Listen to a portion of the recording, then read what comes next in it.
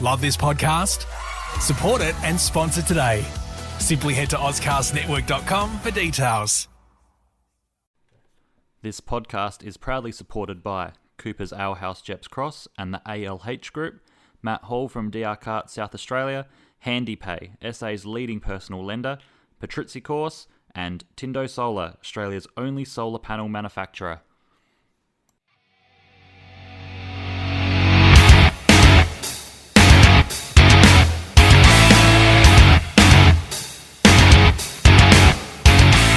Hi everyone, welcome back to Negative Canberra, another episode on this pretty wet, wintry night. How are we, Lee? Not bad, mate. How are you? I'm doing very well, mate. We had a great weekend at karting, Yep. and we'll cover that in a sec. It's been this is actually our last podcast, and before we hit the radio waves, and I've just come back doing an interview with David Heath from the station, so that was pretty cool. Yeah, well, while you were doing that, I was entertaining your kids for you, so that was quite fun. We Yeah, had a good good. wrestling battle and pillow fights and whatnot with Orlando and Charlotte, so you Yeah. know, had to take on your dad duties for you. Yeah, that's good, mate. At least I know you're dad for hire. So Exactly. yeah, but ladies and gents, it's we've dragged the A-lister. Yeah. We saved the best for last before we moved to radio. exactly right, ladies and gents. Biscuits. How are you, mate? Oh, not too bad. Thanks for having me on. Yeah. Thanks Ferrari Club for having me around. Mate, we've known you pretty much since the early days, really, since you guys were working at Pro Karts together. Yep. Yeah. So, no pressure on you, mate. We've hyped you up. So, I'm feeling it, to be a little bit honest. nah, you're all good. Now, I've got to go straight up. First question. How did the name Biscuits... Your prop name's Matt. Yeah. Right, but how did the name Biscuits come up? And don't give me the G-rated that you did with my kids. Go. Well, given Lee was way more coherent at the time, it could probably be his story, because I've only been told it, to be brutally honest. Late nights in town always end up, you know, leading to odd and entertaining moments. Yeah. And we were at town one night, made it home in the wee hours of the morning. The sun may or may not have been coming up. It was up, I remember that. So I was just happy to go to bed and try and get some rest, but someone else didn't quite feel the need for sleep time yet and wanted to have a snack. Yeah. So he asked if there was anything in the house, and I told him he knows where the pantry is and he can go and help himself. So look, you know, when you're under the influence, you do some strange and weird and wonderful things. Yeah. So he's come back upstairs and hidden under the foot of my bed, underneath my quilt, just chewing away, trying to hide and be sneaky about what he'd found in the cupboard. And lo and behold, I was just like, mate, I know you got the biscuits. So if you're not going to share, that's fine. But you don't need to hide underneath my quilt. So anyway, that's the biscuits. The biscuits has come, and the biscuits has stayed, and yeah, that's the story. What biscuits were they, man? To be honest, knowing me... Scotch fingers. Yeah, it would have been definitely an Arnott's variety. Scotch fingers. Usually the go-to is TikToks if I'm in the aisle, though. Oh God! I think they were stale as all hell as well. I reckon they were well and truly past their use-by date. Even the rats had stopped eating them, but old mate over here found room for them in his tummy. So Desperate times. Did you enjoy them at least? Yeah. the way he was chowing them down, he was enjoying them. That's for sure. Oh man! And you've got a thing for Japanese racing drivers. I mean, you showed me your little video footage tonight. You're rocking the Kamui. Yeah, old school Sauber. Look at that! Look at that! Where did the love for Japanese drivers come from? I have literally no idea. I went to Japan in high school. Yep. Loved the place. I was obsessed with Japanese culture even as a kid.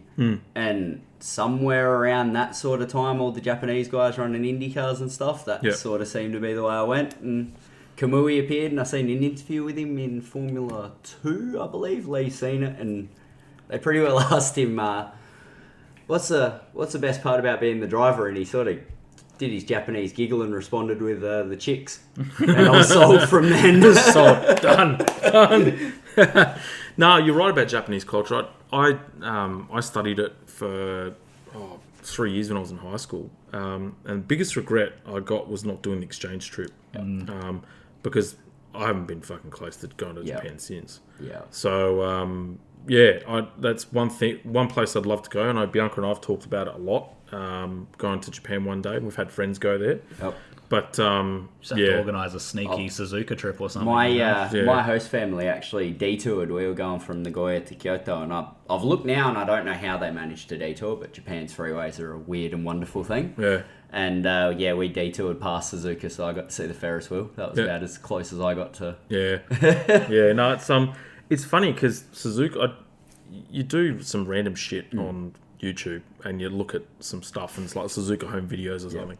And you don't actually realise how sharp and how blind the S's are until you actually see it from the grandstands and whatever. Yep. The TV, again, never does it justice. But then you realise all of a sudden why and how the commentators rave about that track. Yep.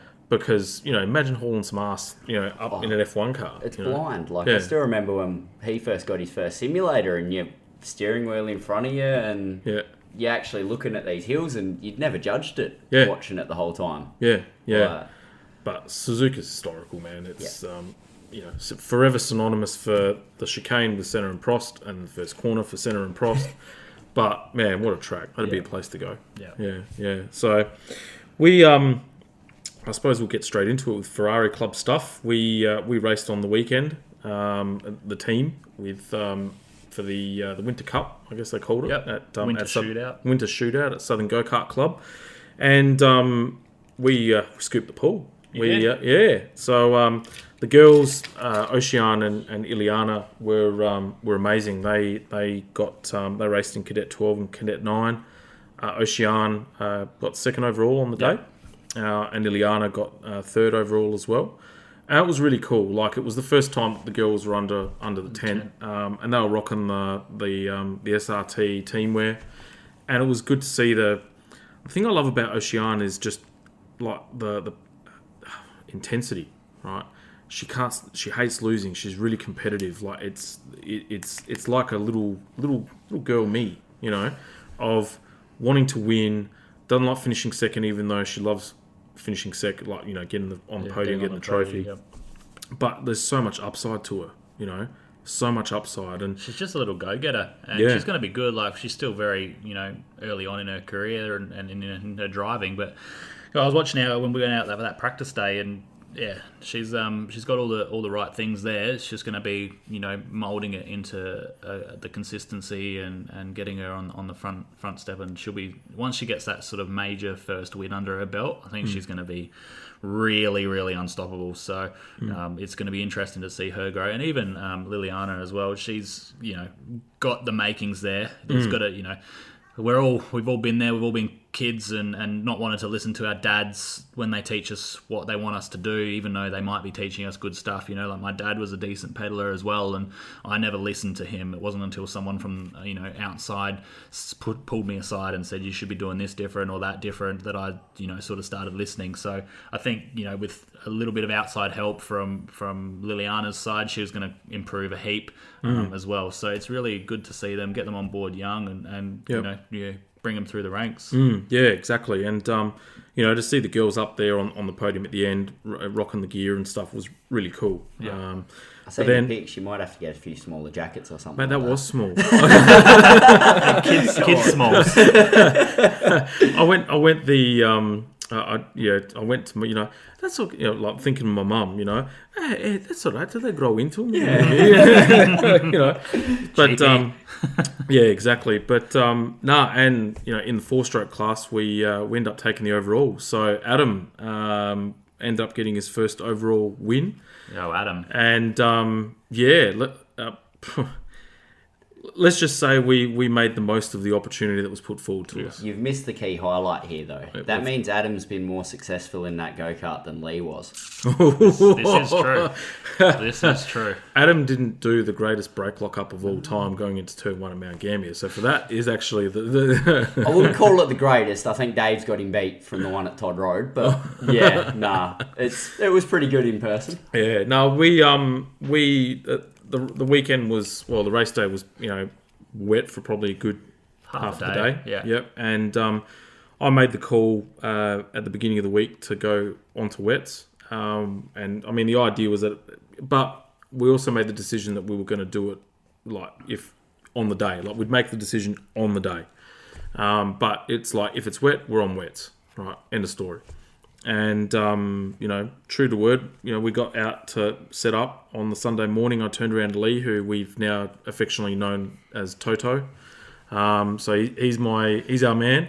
And I actually asked the question, what do you reckon? Can we pull off slicks? Because it had rained heavily, but it stopped, but it was just a light drizzle. And Lee said, nah, wets. All right, so we went out on wets. And 1, 2 in qualifying, first and second in the first race, and then 1, 2, 3 in the second heat. And then we made the call to hang out on the wets for heat 3 because the track was kind of partially damp. But we were probably one race short. If we'd been one race earlier, the wets still would have been the right call. Yeah. But yeah, we were probably one race too long, I think. And yeah, that sort of put a not so much of a dampener on the day, but gave the slicks the advantage for sure. You held your own for the first sort of 5 laps, but then after that they faded off. Yeah, well, as it turned out, Adam still held on for third, but about halfway through the race for me, which is what Lee was sort of talking about, I actually, my plug fouled up, spark plug fouled up. So as I'm coming out of Wakefield, right, it would cough and splutter, and then it would I'd had no power whatsoever. And then it'd pick up, and then cough and splutter again through Gumtree, and then through the last corner as well. So I was, for half a lap, I was just a sitting duck. But then, and Anthony told me after the race, because he was behind, he's like, mate, you had probably about 6 or 7 go-karts behind you, which I had no idea. No, all I was doing was just trying to drive on the wet parts of the track to keep the tyres cool, because I thought we're toast, and especially with the misfire. So then, but as it turned out, when I think about it, that's what helped Adam win, because I kept the pack behind, right, and he still managed to finish third, because lap times wise, we were, that was obviously the big difference because of my plug issue. So and I just went out and played rear gunner, Valtteri for the weekend. I was Valtteri. I didn't, but I didn't crack the shits when I came into to Lee after saying, "I told you," But no, it's just while we're thinking, we might have to change the corner name after if the track gets a resurface or a redesign, we're going to have to change that corner because it's no longer the closest corner to Port Wakefield Road. It's going to have to be the Northern Expressway or something like that. Yeah, I don't know. Yeah. That's where the corner got its name. It was the one closest to Port Wakefield Road. Yeah. And now it's not going to be that. So North corner. Corner. There you go. Well, I thought it was Wakefield because that's where they'd end up if you got them right. That's what I always tried for. Oh, man. Yeah, Port Wakefield Road. Yeah. But, come the final, we were obviously on slicks. And it was a case of just, holding on because there were quicker guys that were behind us. It was only going to be a matter of time. I was actually really cool getting on the weight scales and noticing I dropped 11 kilos. Yeah. But I'm still definitely heavier helped than... you. Yeah, it definitely helped me. I would have been fucked if that was... if it was standard. But come the final, it was a case of just holding on. And Adam started on pole and I was third. And actually coming out of the first corner, I was out leading, What went wrong from there? Well, they all got past. The quicker guys got past me. So Paul Pittam started behind me in 5th or 6th, I think it was. 6th, I think. And so he's tapped me in the rear going down the straight, which is fine. Yeah. It helped me. But I'm behind Adam, and I thought, well, I'll sit behind Ads because I was on the inside. And for whatever reason, he's drifted out to the middle a little bit, and I've just come barreling in. And the last time I pulled a move on the inside, right, I ended up facing the field. And I'm thinking to myself, no, I'm not fucking this up again. So I've come in on the inside, and it's just compromised, and Paul sat behind me. And I knew he was there, I held him off. And then we got to North Corner, Wakefield or whatever. And I've gone right on the inside, right, and I'm thinking, because I knew he was going to try and pass. But what it did was it compromised my exit, right? And so he shot up alongside and made his way through the Gumtree. Yep.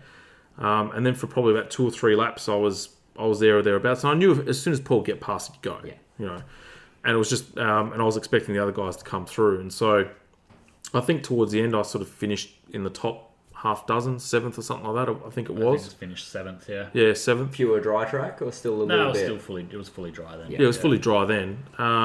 But it was nice to actually battle with the guys up front, Yeah. and actually see what the leading guys do. Yeah. And hey, it was, able to pull my weight. I raced, wheel to wheel, and it was all fair and all that sort of stuff. And so we come into the finish line, and I thought we'd done enough to get a 1-3. Yep. But it was actually the third heat, because I'd finished like 10th, that I missed out on podium by about 3 points. Yep. So Adam got the win, Paul Pittam second, and Daniel Bowden third. So, but you know what? At the end of the day, it was so cool. Good day out. Yeah, we had so much fun. Yeah. Like, it was a great day out. And it was great for the team to get trophies in all the classes that we raced in. So, You guys had fun. I was pulling my hair out and got a few extra greys after looking after all 5 of you for the whole day. mate, I honestly, I can't thank you enough for what you did. Nearly missed the grid a couple of times with your brother, but these are the things that happen. Honest question though, it was worse pitting for me with one go-kart than 5 of them, wasn't it? They crack the shits far less than you do, so it's much easier It's to not look my after fault them. you can't We give also me stayed on the road car. far more often than what he does. Yeah, as well. exactly right. It's not the idea anymore. Now I'm good. I didn't have to bring a shovel and a bucket with me to dig you out of the gravel trap. So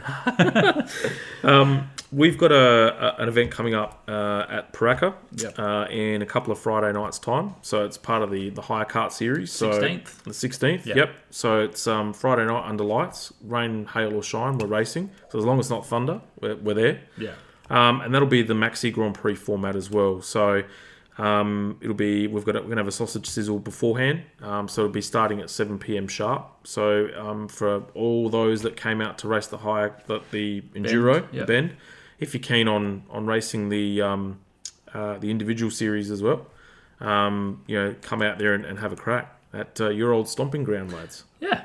It's not gone any further south than when we were there, so He's doing something right. it should be a good night. Hopefully the weather, it isn't too wet, so that you guys don't freeze your knuckles off. But yeah, it should be a good night out. They always put on a decent show out there, and it's a good vibe hanging out of that place. So yeah, anyone wants to come out and have a spectate, and even if you want to jump in a seat and have a go, let's get around it. 100%. Members will be the ones eligible to win the actual titles. Yep. So, non-members can come out and have a race. That's cool. But if you're planning on trying to win the championship of either discipline, be it enduro or individual driver, you have to be a member of the club. So if you're not yet a member and you're thinking of it, sign up on the website, sfcadelaide.com. $70 will buy you the ticket to win the trophies at the end. So. Yep. Now, you light or heavy, mate? Come What on. are you? You above 85 or below? I love the fact that you even think Is that I that where would we're splitting it? qualify Yeah. for lights. Oh, that's me. Yeah. Oh, I'm good. Yeah. Yeah, you in? Oh, maybe. We'll have to see. I might have to bring me 200 partner down for some testing. I got to check what he's like against you boys. I'm definitely in the heavy class. Shit. Yeah. All right. Look, I'm not competing though at Paraka. Oh, you're not? No, Okay. I'll come down and be there in spirit, and Yep. I'll be there to chat with everybody. But I'll sit out the single driver stuff. I don't do it for the accolades of winning things for myself. I've got enough dust collectors at home that having fun and just chatting with everybody is more, and helping everybody if they want to ask me how to go faster. That's where I get my enjoyment out of these things now. And like I said, probably a couple podcasts ago now, the only reason that we do the enduro one is for my mum. She loves it. She wants someone to do it with her, and it's a really good bonding thing for me and her. So, like I said, I don't need to come out and jazzy up the heavies field to race the single driver stuff. Still love to be involved and hang around and chat with everybody though. So I'll be there, but I won't be driving, so you don't have to worry about beating me. Me and Cashy were talking, you boys should do a pro series with it, with all the old crew that used to tear up Paraka after hours. Ooh, it sounds enticing. We're talking to the big cheese here, so I don't mind that idea. Well, we used to pull a crowd of about 15 that would BYO tyres and... we don't need to beat BYO tyres. I've tried before to do like a pro event thing at like a state hire karting championship for just the general public, and I was just too young and naive to get it fully off the ground. But I had about 30 or 40, solid go-kart races ready to go. They were chomping at the bit. So there's definitely something there. And I suppose you can see as well with the Paraka side of things how they do their social racing on a Tuesday night. They draw a good crowd, so there's definitely potential there to make something happen. It's just putting the wheels in the motion now. The cogs are in motion now, boys. Exactly. I don't mind this, but The best part is we won't have to stay back and fix them like Lee used to make us. oh dear. But so that'll be something we're really looking forward to. And we've locked in the calendar, so we had a committee meeting during the week. We've got a calendar in place now that's gonna. The next 3 events will be individual drive stuff, and then it culminates in the Bend 200 in November. So there's going to be some brutal races coming up in very shortly. I don't know. Do I let the cat out the bag now, or wait until Friday a couple of Fridays time? What do you reckon? We're here. This is the last podcast before the radio. Okay, so you may as well. In the middle of August, there's going to be a 100-lap individual driver race, right? So, but it's going to be a 10-lap qualifying, 2 25-lap heats, and then a 40-odd lap final. Right, I'm at 50 straight. Well, we could, but it'll be it's going to be pretty full on. So 100 laps solid. Around Paraka will be the middle one, and then obviously there'll be a short Jeps Cross meet after that, and then obviously the 200. So, it's going to be a long race if you get a pig of a cart around Paraka. We used to last, our runs used to be about 75-ish straight, banging around there. So you'd be sore after 100, that's for sure. Yeah, if the current carts that they've got, the Soddies are going to be far more forgiving. If it was the old ones that they had, Christ. But, the old ultra stiff carts. Yeah, the ultra stiff carts. So, a few stories banging about those between you lads before we went to air. Which one's the ultra stiff carts? Yeah. Yeah, no, we don't need to talk about them. The modified Soddies were probably the best things we ever pedalled around there. Yeah, there was plenty of go-karts seen at that track, and we always had some fun there. But a couple of times the Sprint Master got written off there. Unfortunately, we went through a strong period there where the karts were not the greatest to drive. But hey, you get that. You get that on the big the jobs. ones we left in the shed were good. Yes, if we're that's being right. Honest. Yeah, the ones that came out. There was a few you boys never saw. They were ours. They actually they had a Ricardo hire cart that was there with a pretty mean motor in it. And this thing was I had a 13 horsepower one as well. Like they run at the Bend. It was just too quick for that small track. Yeah. I really like Paraka though as like a little track. It's actually a good little layout. You're welcome. We spent enough time on it. Yeah. I was going to say that's your legacy there. Well, yeah, sort of. I would have done a lot different.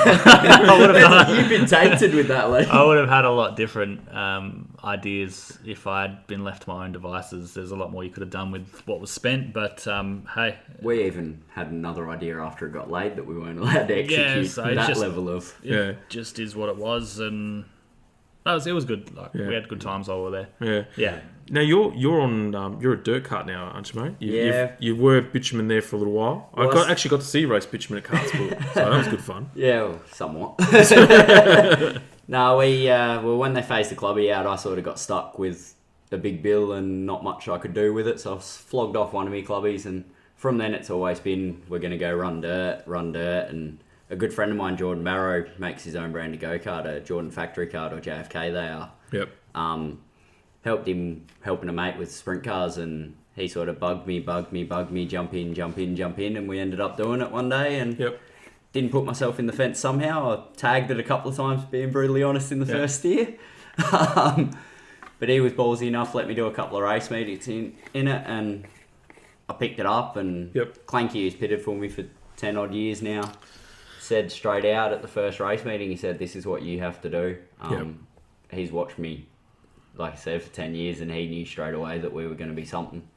It's just because you spent enough time in the gravel trap when you're racing bitumen anyway, so you're kind of at home. I'll be honest, it's not like it. Oh man, I think there's been a few bitumen photos that I've seen of Biscuits is off the road. I'm like, mate. Yeah. So you're in your natural habitat now. Yeah, it's good. Tear-offs are still a bit of a foreign thing. And you get covered in mud. It's not that bad. Yeah. Your helmet cops it. Yep.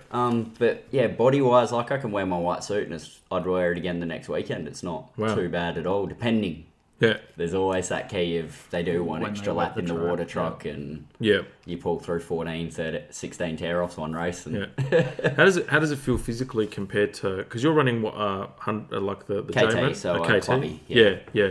How does it compare like physically compared to like a bitumen kart? Like, the bitumen kart thrashes your body more. Your Yep. torso from the G-loading cops it. Your arms will laid on in a big race, but the dirt kart, you don't get a break. Yep. Your arms and your legs, it's not... Bitumen, your legs don't do much as such. Yep. Whereas the dirt kart, you're constantly chopping the throttle mid-corner, you're riding the brake, you're doing all sorts of things you should never do in your go-kart. But Yep. that's how to make them work. Yep. So by the end of racing 2 karts in a day, you've only done... titles, you only did 6-lap races at Yep. the titles. Yeah. But by the end of those 6 laps, you feel like you've done 100. Yeah. Wow. And it's that quick and intense. There's no breather. There's no tracks I've been to where you've actually got that chance to sort of let the hands go on the steering wheel, look down at the micron. There's none of that. Wow. Yeah. I know you've mentioned me having a crack. I'm still XL seat, mate. Yeah, Right. yeah. I've got a seat brace made up for you now, so we are ready, and I've got a collection of seats ready to bolt in. So Oh, beauty. that will be happening later this year. Keep your ears peeled. Mate, that'll be my 2-stroke debut. I've never driven a 2-stroke. Oh, we'll get you around in it. We'll go up Port Gawler first. There's a few less walls to hit there. But you reckon I'll be a Nikita? It just comes at you very quick. Yeah. Because you're on a loose surface that changes every lap. Yep. You don't pick up and all of a sudden you're headed backwards at the fence at a very quick rate of knots. It's no different to hitting the wet grass on the bitumen kart. Once you're in the marbles, you actually start going quicker. And Yeah. I saw your onboard footage that you'd sent through going back a couple of weeks ago. I reckon it was all, looking at your foot technique and stuff. It looked cool. Like, it was just, it just reminds me of just a small version of Speedway. It very much is. You see a lot of Speedway drivers racing. You got Joel Heinrich and Max Vidot racing this weekend. Yep. Lisa Walker, Shannon Barry, all these guys run Speedway and they run ADCA. Ryan Alexander. Almost forgot probably the best of the lot without being rude to the others. Yeah. And it is very much that sort of a thing. But the technique's so different to anything. Yeah. You've got to be so aggressive but smooth at the same time, and even steering inputs are so different. Yeah. Okay. That's actually one thing that we took away from racing on the bitumen this weekend was our steering input in terms of our driving. We've come a long way in terms of racing lines and all that sort of stuff around Bolivar, but it's now how aggressive to turn in. Yep. Whereas we're still, probably too smooth and not letting the kart work hard enough. So that's probably the next thing to tick off the list. Yeah, we've just got to get you guys driving a bit more aggressively smooth. Yep. Make the go-kart do some work instead of you guys doing all of the work and make it look like you're racing versus being out on a Sunday afternoon drive. So there's no J-hops, no tucks down the straight. Oh, there's every now and then there's a little bit of movement in the seat. We don't need to go ducking down the straight just yet. Jamie's bloody barely seeing over the steering wheel as it is bit anyway. aero we're saying about it. Yeah. I'm just aero, man. It's aero just tuck. aero. Just So aero. it's just about getting the kart at the corner rather than driving for the corner. We'll get there. It's bits by bits. It's bits. You guys have barely been racing for 18 months yet. So even just to keep it on the track in the wet, except for obviously Anthony didn't do that, but you guys did a good job in the wet and keeping those lines and that sort of stuff. It's now just zoning in on the dry surface and making the go-kart do some work. You've got a bit of a beast of a go-kart to muscle around, though, to be fair. The thing makes you earn it, that's for sure. Oh, yeah. The SQ, it's a 32mm SQ. Yeah. So it's the one thing I noticed in particular was following some of the top guys like Paul and that was that turn in that, like it just literally just goes flick like that. And I'm sitting there, I'm right behind it, and I'm thinking, at the moment, I'm consciously aware that I can't. I feel like I can't do that.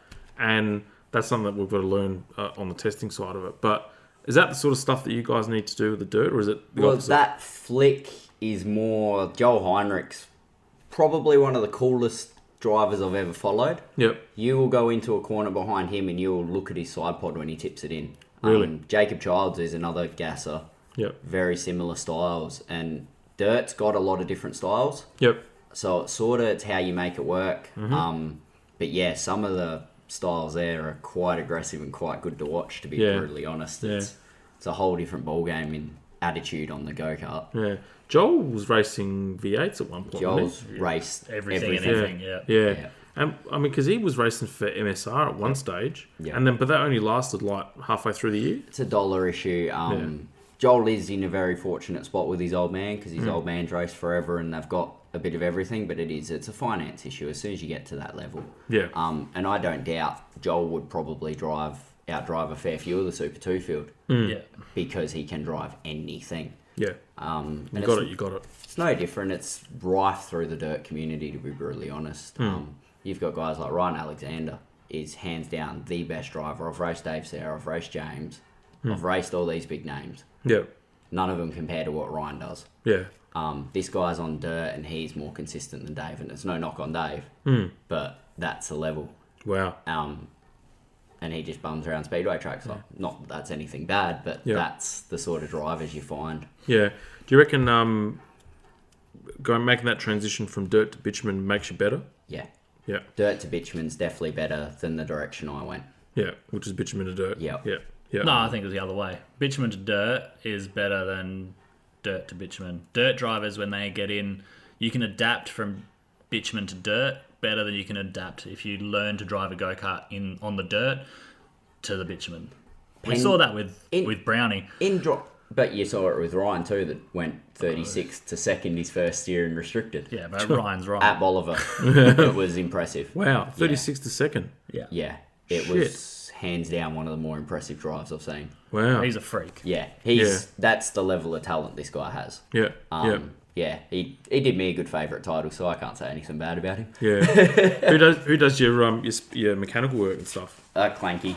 Clancy Venables, you guys would have had a steer with him. Yes. Yeah, Clancy. I got Clancy all down my side pod on the weekend. Like, all fair, all love, but I didn't actually realise he was. Otherwise, I would have said, hey, like, you know. Yeah. But in terms of like, hey, it's Biscuits' boy, you know. Yeah. It wasn't until Lee pointed it out after, but. Yeah, it's going to be good getting all the dry rubber now off the side pod now, going bloody Venables. So, but no, it was all good.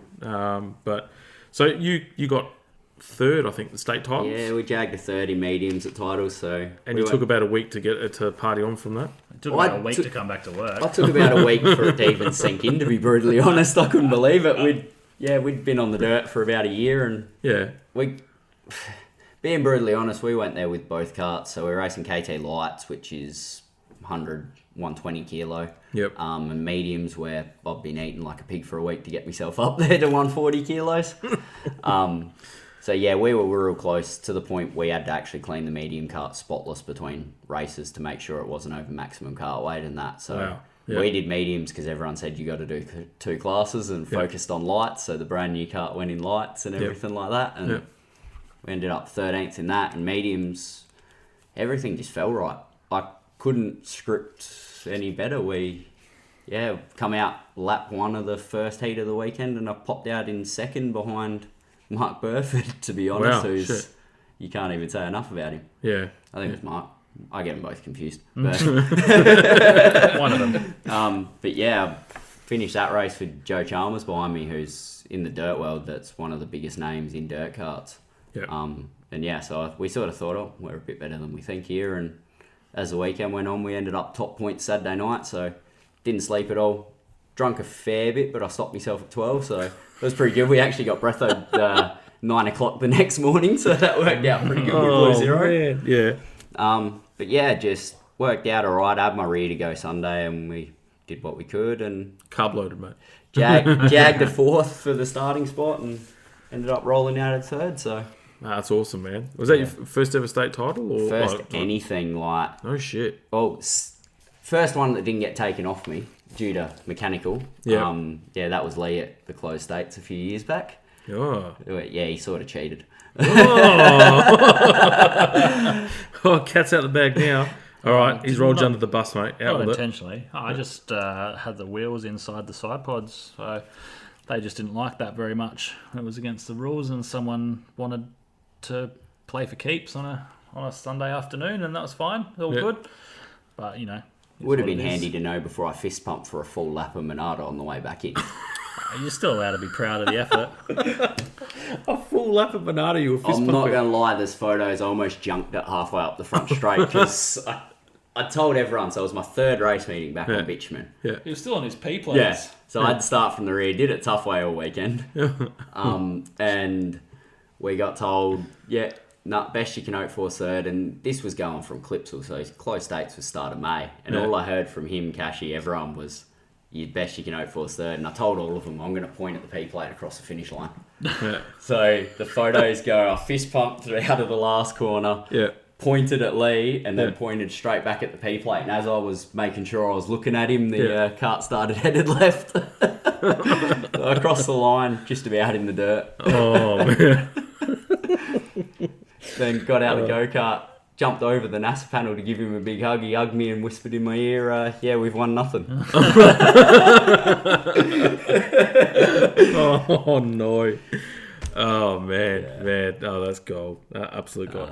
What are the fields like in dirt compared to, say, bitumen? Yeah, it's a bit of a hit and miss bag. Like class-wise and everything, all the classes are going good. Yep.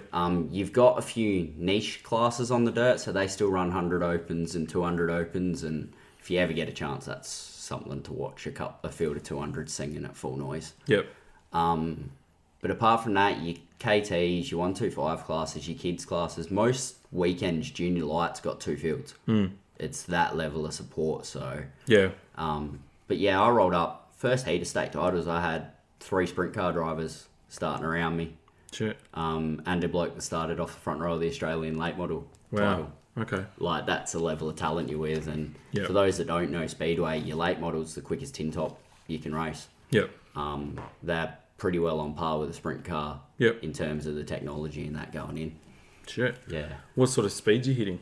In the dirt, up at Blanchetown, it's about 86, I think, was my top for the weekend. Yep. Adelaide's the quickest I've been at, 92 there at the end of the straight, and that's into a full noise corner you don't actually lift for, you just throw the thing in and Yep. hope it doesn't flip on you. Yep. Yep. Oh, I can't wait to have a crack at it, man. It's Sounds really good. cool. Yeah. I think you've had a couple of steers? Yeah, I've had one steer on the dirt. It's good fun. I don't mind it. I'll have another go properly one day. But We'll do it when I'm out there. yeah, You can both laugh at me. Yeah, I got 2 carts, so Oh, well, there you go. I'll come past you sideways. Yeah, exactly. I'll shit myself while I'm at it. I'm going to be like, don't bin it, don't bin it, don't bin it. it's one of those ones. There's a moment that it all clicks and you realise how comfortable the cart is being at opposite lock. And once you feel that, I've seen it. Well, Cashy went up and had a steer on dirt up at Renmark the other weekend. Yep.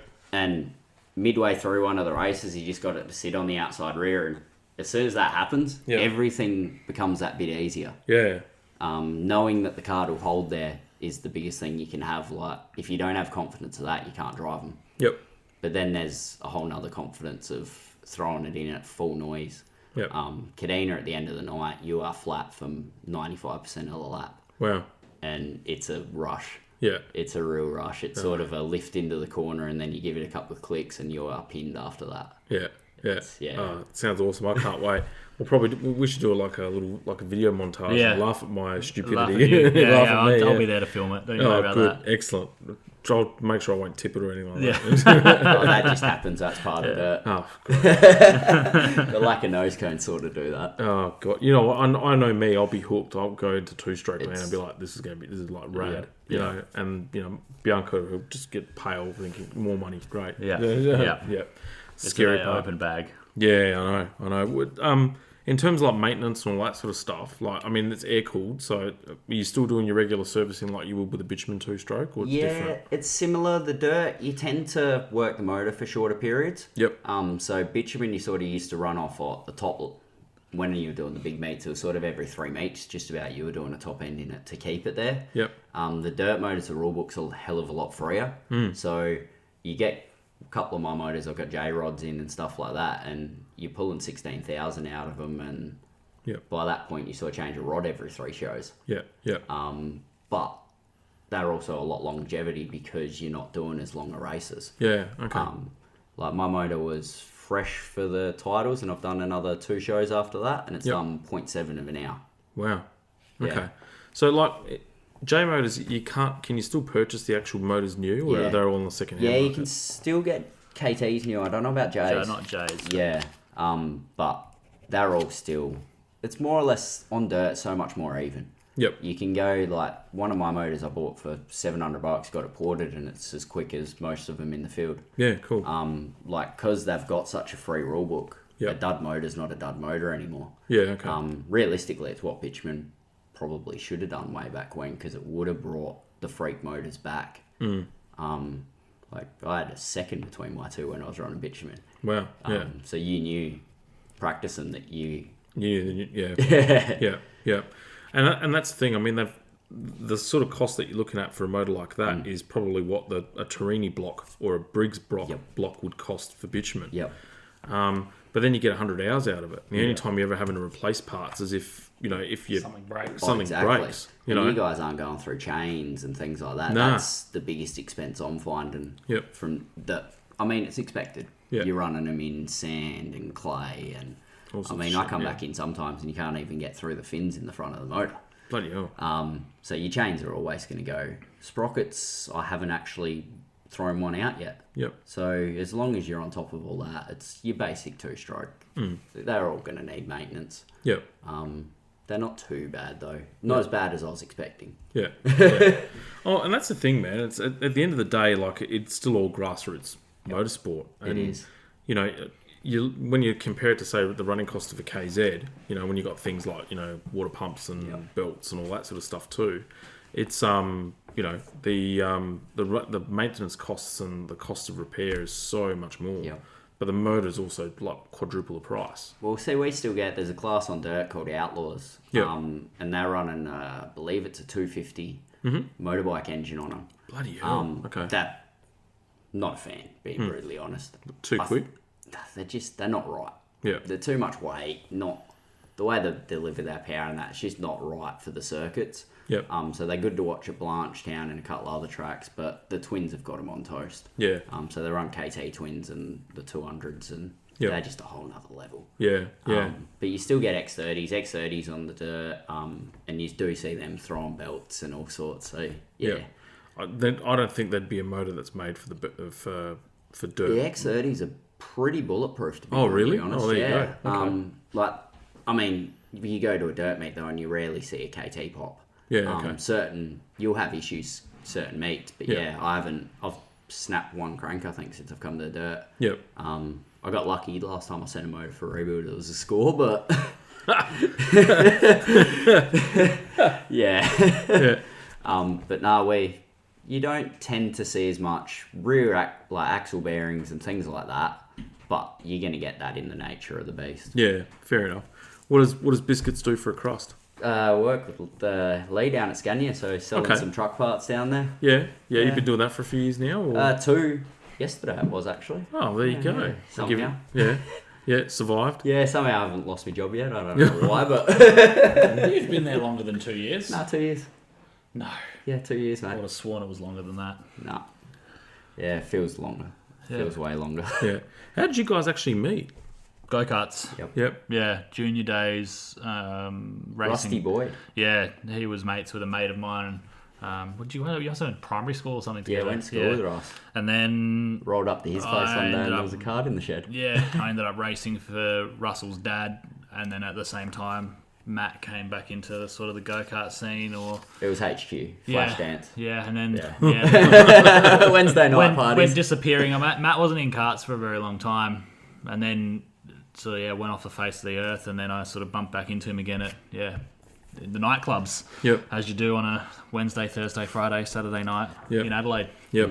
Yep. Yep. I remember those days well. Yeah. The back end of your week You was weren't just doing them right if you remember them. I remember most of them. I'm done. Bianca was like that. She was a party girl. She went from Wednesday to Sunday. Yeah. And I'm like, no, fuck that. How did she end up with you then? Look, I actually met her in my driveway of my house. Oh. Yeah, I know. I was. It was one night. I used to live at Gorge Road, right next to St Ignatius High School there, and Good spot. yeah, Especially as a young fella. directly across the road to the cemetery. Yeah.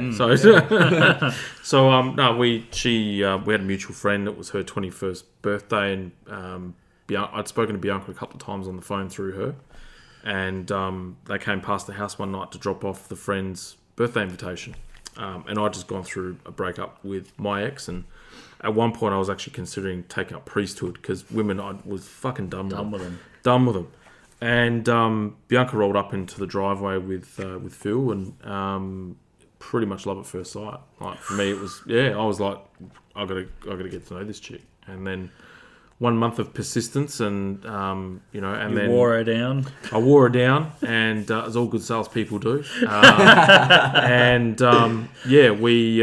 We went out on the first date. It was the night of the Rugby World Cup final, and that was the end of that. So It's a shame she's gone to bed. We can't get her side of your sales pitch. Yeah, I know. Wilkinson kicked the winning goal, and I was kicking goals later that night. So and that was the end of that. So, cool.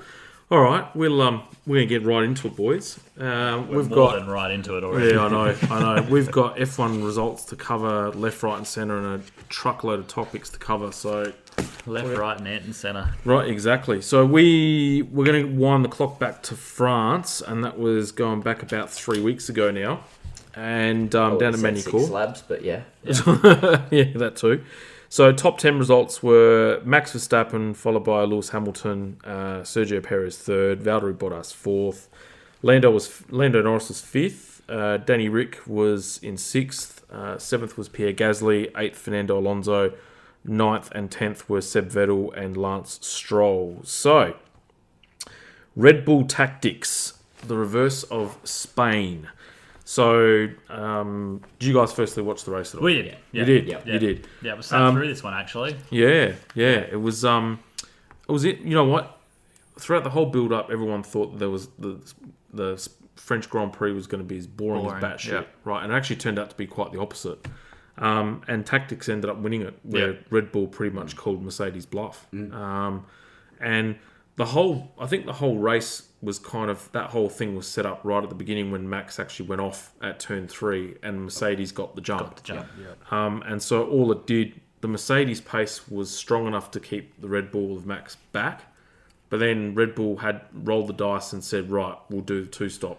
Red Bull also had Checo in that corner, who's the greatest saver of tyres since Jensen. Yeah, I was going to say, the Mercedes pace was good, but it wasn't good enough to take Checo out of the fight. Yeah, 100%. Which is what we said it a couple of times earlier on, that with them having their second driver there now, that's opened up this strategy game when it's not just Mercedes that can pull this trigger and bring in their second driver to do this 2-stop thing. They can do it with their first driver, or they can leave the first driver out long to get in the way, which is exactly what they've done. Yeah, exactly. And the thing with Mercedes was that they were planning to bring Lewis in first. Right, but then Valtteri cooked his tyres and they had to bring him in. Yeah.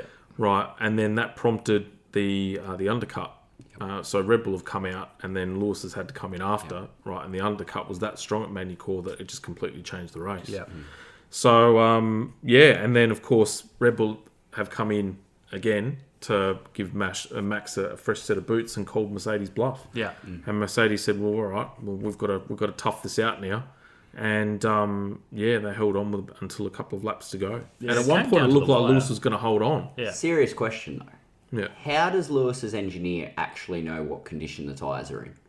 Sensors. Like, there's no point that he's ever giving him any actual feedback when he just gets on and whinges about him. Yeah. Well, they've got enough sensors and data and stuff. They know the wear rate. But you're picking and what's up going what I'm on. putting down. The sensors don't always tell you what's... Exactly, the arse is telling you. There's no better judge of what the car's doing than the person sitting in the car turning the controls. Yeah, 100%. And that's got to start factoring in, especially now, like you're saying, it's getting tighter. You've got to start planning for that. I can see your notes here. Valtteri struggles on that race. He didn't struggle. His strategy struggled. Yeah, he was. And that's what I mean. He was crying for the second stop. And if he stopped first in the second round of pit stops, he wins the race. Yeah, 100%. And that's the thing I liked about the race was the struggles were probably more the fact that he just can't. When he's in the box seat, right, he just doesn't have the luck to get him through. It's something that There's happens. team against him There's, at the moment. Yeah. 100%. It's 100%. the Prost Senna. He had more Nando, pace. He was right on the Lewis. the back of Hamilton. He was right on the back of Verstappen, and that's what's caused his tyres to cook faster than everybody else's. Is he was the one that was trying to apply the pressure from behind And in that dirty air. and in the dirty air. So like I said, if they actually listen to him and he says, "Guys, it's a two-stopper. Why aren't you bring me in now?" Yeah. And they go, "Oh, fuck it." If it's sorry for the French, That's right. Stuff it. Stuff it. If All bets are off If he's tonight. wrong, if he's wrong, he's wrong. We're still going to get third or fourth, right? We might as well roll the dice. They should have been rolling the dice. Yeah. Valtteri's lost the support of the team, and that's been evident in Mercedes. You've seen it happen to Nico. Yeah. And the only reason Nico got backed was he happened to force his way through to that point. Yeah. Yeah. Whereas Valtteri's not had the team behind him for the better part of 18 months at least now. Yeah, you can tell. And the normally Valtteri's generally a pretty cool guy until he wins a race that everyone bets against him, and it's like to who can make himself fuck you. But for him to lose his marbles the way he did in the race, right, and go to town, you've never seen that. On the engine, right? And you can tell that all of a sudden he's pissed. He's done. What honestly as well has signed, sealed, and delivered that the team is not with Valtteri to me is that the minute that Checo passed him, that was game over. Yep. They needed to bring him in, put a fresh set of boots on him. That same lap, they could have done it. That same lap, he would have had 2 laps to go out there and kill the fastest lap of the race, and they didn't do it. Yep. If this title race happens to come down to 1 point, or it's that close, that's a point that they've just lost. Yeah. That could be the point that loses them the Constructors' Championship. Yeah. And they didn't want to do it. Yeah. There is, I can't see any reason why that was not a move that was done. I think you almost get the impression that Mercedes were almost thinking they were too good, on that front, and they had it under control. Yeah. But then it's that whole Mirage thing. They put on the front of, we've got it, and in the meantime, they're like, no, we're fucked. I think, we saw the true Mercedes at Germany when they dressed up special. You saw what goes on behind the scenes that weekend. Yeah. And I think a lot of Mercedes is a Mirage. They sort of tend to hide behind Toto, who all of us get on and go, oh, how good's this guy? Yeah. But I think behind it, there's a real shit show on. Yeah. Especially from reading, I don't know if you've ever read The Mechanic's Tale. No, It I talks haven't. about what went on behind the scenes with Lewis and Nando.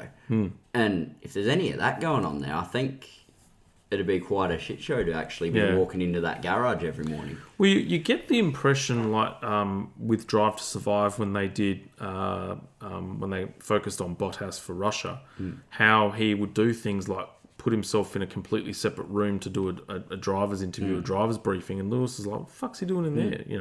Why?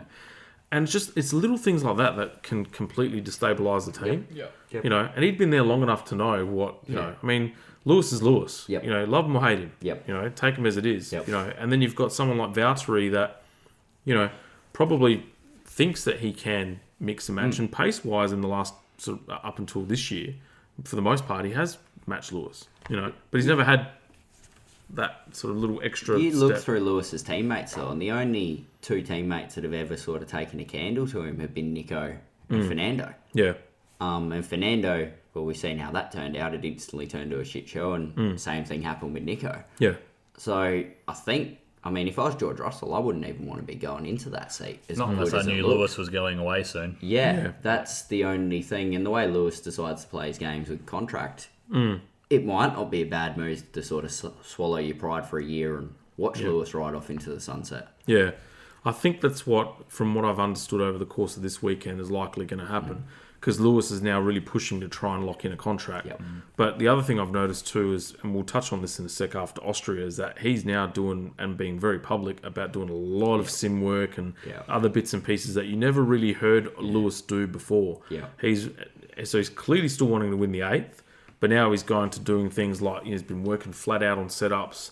He's doing all the sim work. Over the last sort of 5 or 6 years, you never heard any of this sort of stuff Lewis was doing. I've got a bit of a sideways theory on it, and it's the Montoya, Alonso. There's a peak that all drivers fall off at. I don't care who you are. It happened in every form of motorsport ever. There's a point where you simply can't drive that fast anymore. Yeah. And I don't I don't think it's that close for Lewis. But I also think Mercedes are hovering George Russell there over his head going, hey, if you check out, you could be the greatest ever. You've never had a bad one. And we've got this guy to jump in. And whether that's put the fire back under him. Yeah, possibly.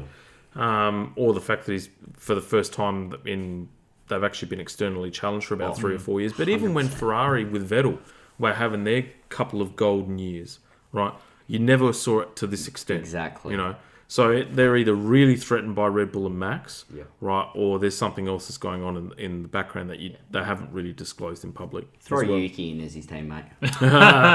Throw him in there. Speaking of Japanese, so Honda had given Max a fresh power plant that weekend. And the first thing that everyone noticed was all of a sudden the significant improvement in straight line speed to a point where Red Bull were then actually now faster in a straight line than Mercedes by about 0.2 of a lap. Now, Red Bull have gone on the defensive and actually talked about low rear wing settings. But there's murmurs that started to filter through over that weekend, which then sort of heightened again in Austria last weekend, that Honda may have done a Swifty on the motor. Now, to verify that, AlphaTauri's performance has actually also improved significantly as well, and they're two completely different chassis, right? They don't run the Aston Martin Aston Martin Mercedes type setup. So it's interesting to see if that's the case, because now Red Bull have gone quite defensive whenever you bring the topic up of the motor. So I think if there was a marked improvement in the motor, AlphaTauri's performances would have been better still than they are. It masked that they were better because Yuki had a race for a change instead of putting it in the fence. Pierre was where Pierre's been. He's been around that sort of 7th, 8th area, and that's where he was again. You know, if he's not in front of both McLarens, he's right there with them. So I don't think they've done anything untoward. And don't forget, Newey's still there. So a fresh engine's always going to be, 100%. And Mercedes put one in the race before. So look, Honda, the Japanese would not be ones to cheat. No. That's complete. I mean, Toyota. Well, Toyota aside, That's only the greatest cheat ever. You've got to sort of give that some coverage. I mean, well, that's true. But Honda and their philosophy are completely different. And you know what? To be fair to them, they copped a lot of flack, and they've busted their ass, you know, to get to this point. 100%. Honda are the smartest company in the world by a long way. I know, that's why I own 2 of them. Yeah, but you don't have a V8, V4 from them. No, I don't. It's the Noble Civic and a CR-V. But they're, in terms of their ingenuity and their reliability, they're fantastic. And they've proven time and time again that they've got a power plant that can do it, you know, through all the eras, normally aspirated or turbo. So, you know, I would tend to think that the Red Bull this year is a greatly improved car. It's amazing what happens when you actually have a wind tunnel that correlates correctly, unlike last year. But you're right, there's the Newey factor as well. You know, but Red Bull have also been throwing a truckload more development parts on this car, and it begs the question: you can tell the extent that they've gone to try and win the title this year. Does it come at a cost for next year though? Yeah, we'll see. They're saying that Mercedes have given up the ghost on this year as well, and then you've seen Lewis has come out and said, no, we're still bringing upgrades. So I don't know how that's the truth. But look, they've had a long time to work at it. They've slowly been chipping away. And it's like anything, because the longer the rule set stays the same, the closer it's going to get. 100%. So we don't know what's happening in the background. Like I said, for all we know, Daniel Ricciardo and McLaren could come out next year with the new rule set, and they've been foxing for the last 2 years working on this new rule set, and they're a year and a half in front of everybody else. So it's a funny sport, Formula One. I know. The mothership, Ferrari were dynamite in qualifying, especially with my boy, and then it all turned to poop in the race, and it was just tie deg, you know, which for the first time this year anyway, tie deg reared its head with the car, but they sunk like rocks. Like, forget it. No, I'm thinking was of Austria. I was going to comment on Charles, but that's the next race. So. Yeah. So I was going to say with the tie deg, they could because it is a test circuit. Yeah. They could run half the track with the abrasive stuff through the race line. Yeah. And then the other half wet.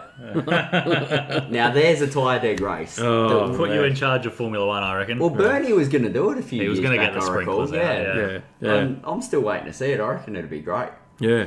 Well, what was he talking about? Bernie was talking about sprinklers and stuff. Yeah, sprinklers and all sorts of stuff for Bernie, but we'll see what this gimmick of the sprint race brings in. I think we're only a couple of rounds away from that now. Yeah. So Silverstone, wasn't it? Silverstone, yeah. Actually, speaking of Bernie, there was an article that came out this week that the executive producer of Senna Is gonna do a docu-series on him. on Yeah. Bernie. That'll be interesting. Will it ever? Well, there's a Max Mosley documentary out as well, which I've got to try and get my hands on. It's just come out.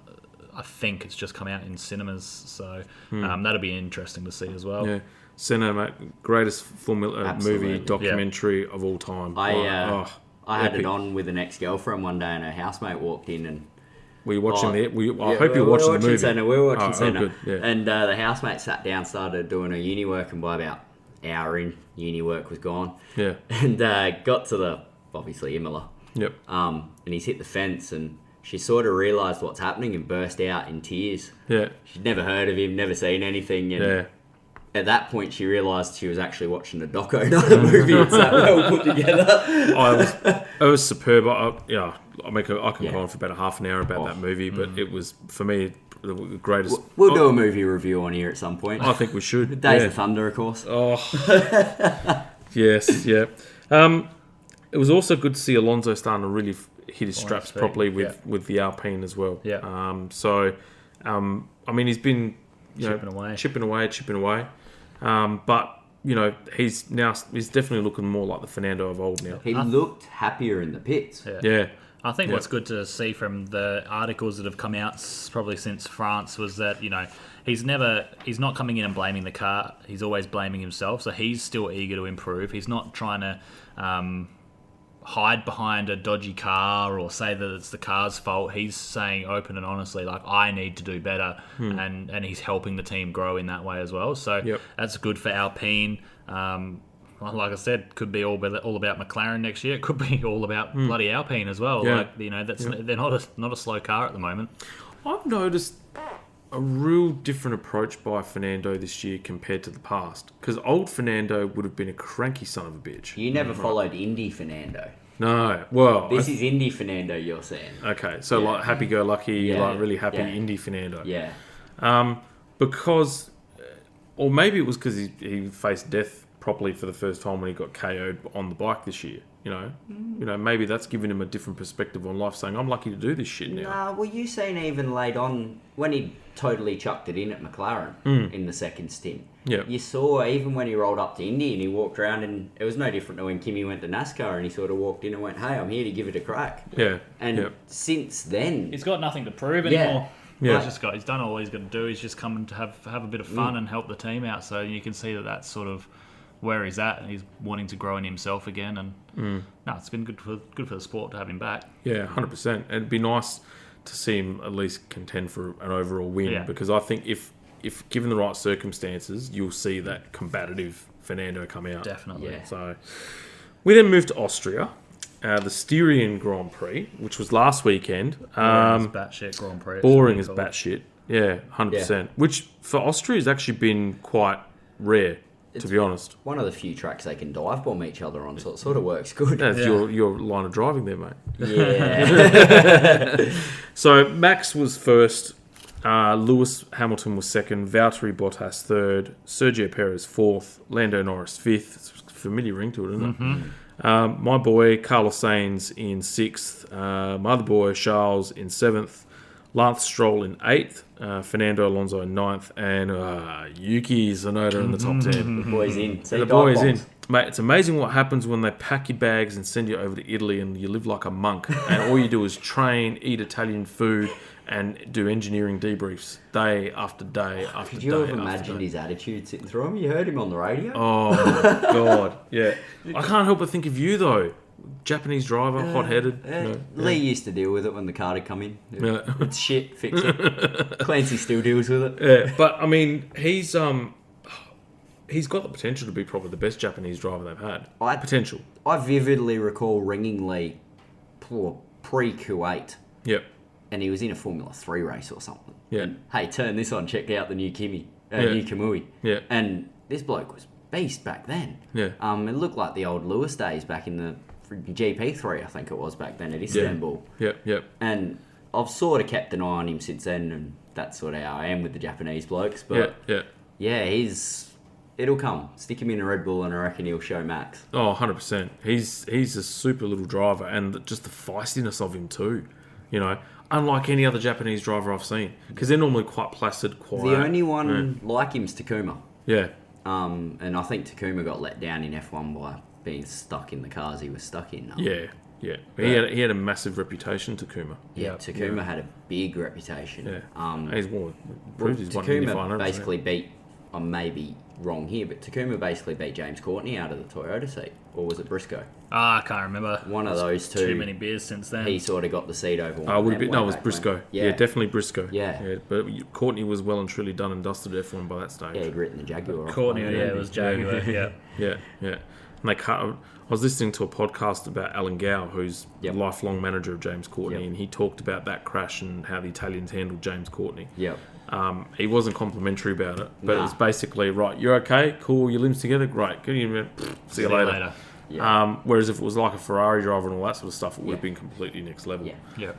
But Courtney suffered from that for quite a long time thereafter because he didn't recover from the injuries properly and stuff. Yeah, even seen it in his early years in the V8s, he was still struggling. And Yeah, 100%. But so the main talking points that came out of all of this was Mercedes have now opened up and said, right, we're not developing the car again this year, right? Boom, straight up. But they were also experimenting with a really radical setup as well. So they say. That's what Lewis was claiming. I've gone on the sim. I've sat down with the engineers.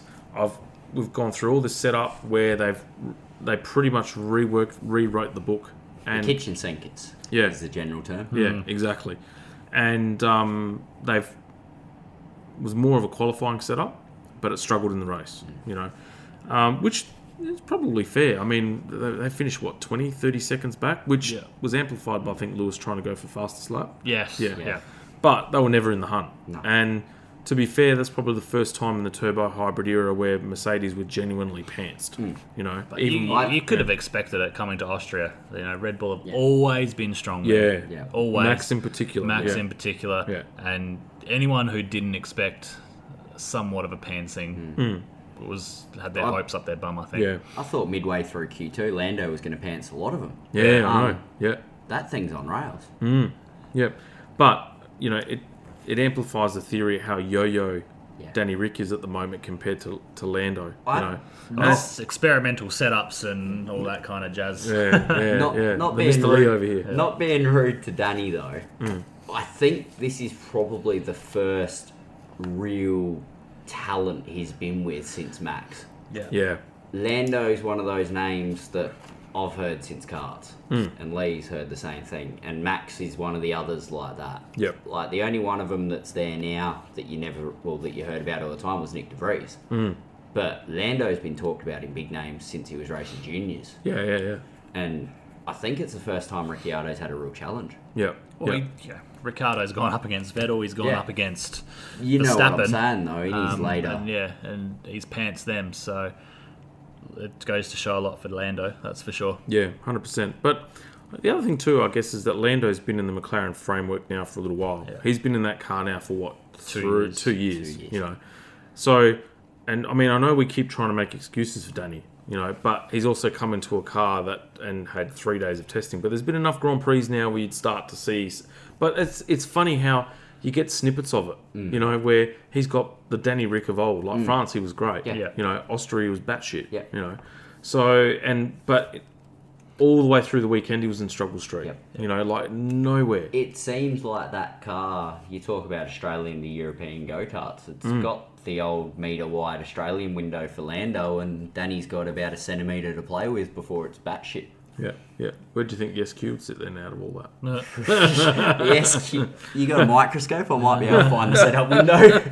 Hey, I've worked very hard to get that, you know. You haven't taken an angle grinder to it. You've done nothing. Yeah, true. We nearly did at Mount Gambier. Lee did have it in his hand at one point. With the angle grinder or something? The angle else? grinder. Oh, okay, cool. No, he stood on that.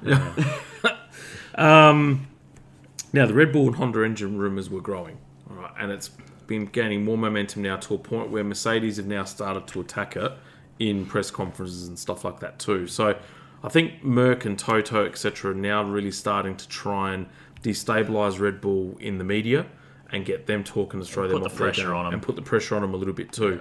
Because the reality is this, is that Red Bull rock up to Austria with a truckload of new bits.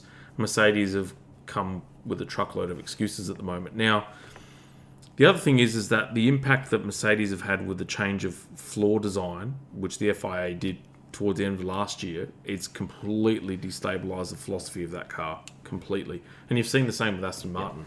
So Lewis came out at the beginning of this week saying he's been spending hours on the simulator now, and then has openly admitted, look, we've been rocked hard by the change in floor and this, that, the other. So they're almost conceding and the excuses are coming out, but it's factual at the same time as well. So at that level, though, has someone just missed that in the rule book? I feel like if all the other teams have gone, hang on, we need to go this way. Yeah. Well, the thing is, though, is that the whole point of the regulations is that they were meant to be largely stable, and you only had to make some minor adjustments. So someone's just sort of flicked through and gone, same as last year, over the shoulder, let's run the car. Yeah. But then to make something like the floor, right, and say, right, boom, done, and all of a sudden the high rate cars are now greatly advantaged, you kind of think, well, shit, they've manipulated the rule book to really mix up the order this year. Anything to get rid of that rake would be good, though. They look so ugly. Yeah, I can appreciate that. No race car should have an arse that high. No, not at all. No. Not even Kim's got an arse that high. So, but our boy Leclerc's fight back, so that was pretty cool. That was good. Both Ferraris had really good pace. Probably the driver of the race, Leclerc. Yeah. Yeah, we got it. He got voted driver of the day. Yeah, 100%. But even Carlos was sitting behind Lewis for probably about 10 or 15 laps. And for Lewis to turn around and say, you know what, let him through. He's quicker than me. Yeah. Says a lot about the pace that Ferrari had. But Leclerc's drive, even though he ballsed up with Pierre at the start, was exceptional. And he's generally always gone pretty well at Austria as well. So he's on the pace tonight as well. For free practice 1 is run and done, and I think he was second overall. So who was fastest? I'd give you 20 cents if you can guess. Lance Stroll? It was actually... were they running off Banky? It was Nicholas Latifi in the Williams was fastest. Hey, but do you never know? Again, Banky again? No, Verstappen, kidding aside. Yeah. All right. But it looked like Ferrari had gotten over their tyre struggles, which was nice to see. But, the first race last week that Red Bull were dominant. Mercedes weren't even there. So what comes from that, who knows? But Bottas's performance was a lot better. Yeah. I think he sort of took a deep breath and said, right, I can't. Or he got told. Or got told. Or he left the garage with both middle fingers extended and did his own thing. Although how amateurish was the spin in the pit lane? It was good funny. I mean, I've seen Lee fence himself on a practice day, so I couldn't into Tyson's turned right into Tyson's. Yeah, that was good fun. Yeah. That was good fun. Anyway. Yeah. We'll digress from that. Okay. Yeah, that was an embarrassment one for him. What they were trying to do was actually they were doing second gear starts, and there was too much torque, fresh rubber, and it spun up. But you didn't. There was a really good camera view that Sky had where it was from the garage, and you see Bottas come and spin around. And you actually forget how fast they leave the pit lane and how quick that they get up to that 80 km/h lane speed very quickly. Yeah, like it was like shit. Like luckily there was no one there. Yeah. Have you watched the qualifying for the NASCAR All-Star race? No. So I don't know if they change the format every year. Yeah. But last year they were running them full tilt for 4 laps with a pit stop for a tyre in the middle. Yep. With no pit lane speed limit. Oh wow. So you had dudes, I think it was at Charlotte from memory, tipping down off the banking in turn 4 and the car sideways at full tilt down the pit straight. Yeah.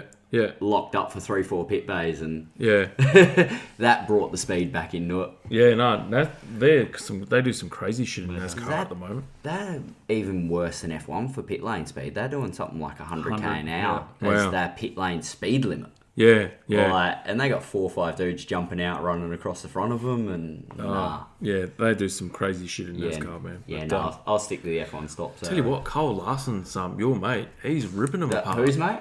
It's everyone's Yeah, mate. I'm Team Young Money. Yeah. Yeah, no, Yeah. I'm Team Caitlin. Let's be honest. Yeah. Yeah. Every He's- time he wins, his wife shotguns a beer. Oh, really? Yeah, that's their thing that Yeah. they've got going on. It's quite She funny, got actually. dared. You know how it started. Boyer dared her. So before Larson had won his first NASCAR race, they were Yeah. joking about how they were just dirt track bogans and all this, because Kyle Larson runs a heavy dirt schedule. Yeah. I think this year he's on track for something like 150 races total for the Wow. year. Shit.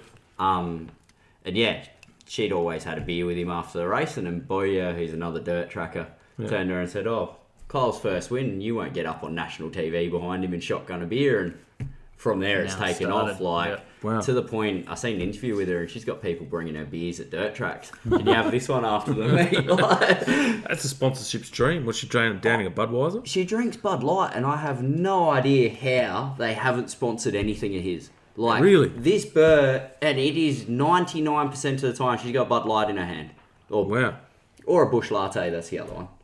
Maybe they're not allowed to put the on What? his car. He's got some sort of deal or something after all the other stuff that's happened. Who knows? Yeah, definitely Yeah. missed opportunities though. But it's going to be interesting to see what happens this weekend because it's not often that you go to the same track week to week. Twice, yeah, in the same week. Yeah. But you'd think that it would be another Max. I like the way they've at least changed the tyre compound. Oh, they have, Yes. have they? Oh, there you go. I'll one get stop- this wrong, one but the step C2's softer. out for the C5 or something. Yeah. Yeah, Whatever okay. that means. That's interesting. Yeah. Yeah, okay. Well, look, fingers crossed it's better than the snooze fest that we had last week. It's not often that you get to you struggle to come up with about 10 talking points for the race. Yeah. We need to go back to the old high tyre deck. Get back 3 stoppers. If we're not going to do fueling, Yeah. bring back 3 stoppers. Then you get guys like Checo that run 2s. Yeah. Then you've got that whole other world of strategy again. Yeah. Just bring back refueling. Yeah, Yeah. well, that too. Yeah. Bring back refueling and high tire deck. Refueling with a max drop during the race is the way to do it. Yeah. Same as V8s do, where you've got a limit, you've got to get in the car. Yeah, Yeah. exactly. Rather Can you than- imagine what the exploits of those F1 guys be doing on drops and stuff? My God. No different taking the old filter out a la Benetton back in Yeah. 94. Yeah, exactly. Exactly. Who'd they toast, was it? Johnny Herbert. Was it Johnny Herbert that caught on fire? No, Max Verstappen. Yeah, Jos. Oh, yeah, Jos Yeah, Verstappen. yeah. Yeah, Jos Verstappen. Yep, Jeez, yeah. Max has been in it a while. Tomato, same thing. No, one was fast, the other one you couldn't say too much about. But no, Tsunoda's actually been, was obviously a notable sort of update on that as well. So, no, he, if he can back it up again, because he's had what race was it that he scored the top 5? Baku. Yeah. So really, it's been 2 out of the last 3 races. He's actually started to fit in the Score points some again. points. So And a pasta. couple of those tracks he hadn't even been to. I found out he'd missed F2 races. Yeah. yeah, So he hadn't even been to a couple of them. yeah, 100%. Baku he had never been to. Yeah. There's been plenty of tracks that he's not gone to. Yeah, exactly. Yeah. So, anyway, Austrian Grand Prix this weekend. We had MotoGP last weekend.